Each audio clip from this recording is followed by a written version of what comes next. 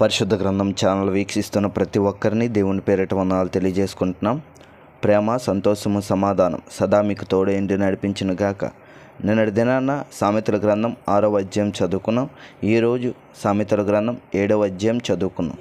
నా కుమారుడా, నా మాటలను మనసున ఉంచుకొనుము, నా ఆజ్ఞలను నీ యొద్ద దాచిపెట్టుకొనుము. నా ఆజ్ఞలను నీవు మనసున ఉంచుకొని ఎడల, నీ కనుపాప వలె నా ఉపదేశమును కాపాడిన ఎడల నీవు బ్రతుకుదువు. నీ వ్రేళ్లకు వాటిని కట్టుకొనుము, నీ హృదయమును పలక మీద వాటిని వ్రాసుకొనుము.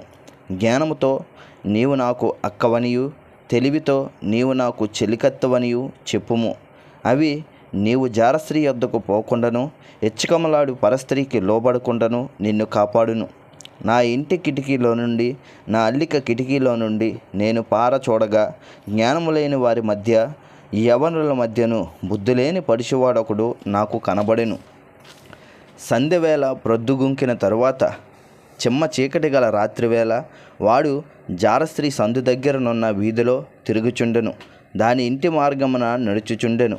అంతటా వేశ్యవేషము వేసుకొనిన కపటము గల స్త్రీ ఒకతే వారిని ఎదుర్కొనవచ్చెను.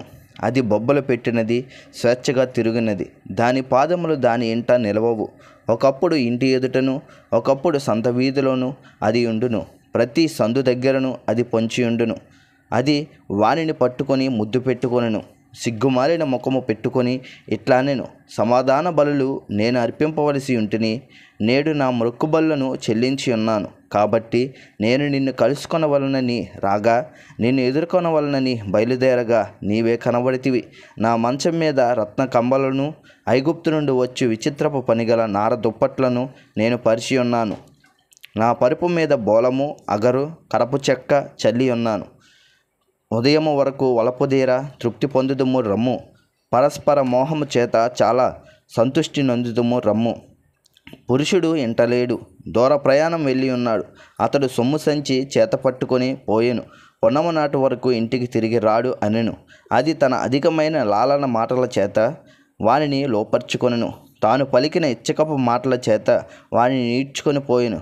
వెంటనే పశువు వద్దకు పోయినట్లును, పరులజే చిక్కినవాడు సంఖ్యలలోనికి పోనట్లును, తన ప్రాణహానికరమైనది అని ఎరగక ఉరి యొద్దకు పక్షి త్వరపడినట్లును, వాని గుండెను అంబులు చీల్చి వరకు వాడు దాని వెంట పోయెను. నా కుమారులారా, చెవియొగ్గిడి, నా నోటి మాటల ఆలకింపుడి. జారస్త్రీ మార్గముల తట్టు నీ మనసు తొలగనీయకుము. దారి తప్పి అది నడుచు త్రోవలోనికి పోకుము. అది గాయపరిచి పడద్రోసిన వారు అనేకులు, అది చంపిన వారు లెక్కలేనంత మంది. దాని ఇల్లు పాతాళమునకు పోవు మార్గము, ఆ మార్గము మరణశాలలకు దిగిపోవును. ఇంతటితో సామెతల గ్రంథం 7వ అధ్యాయం పూర్తయింది.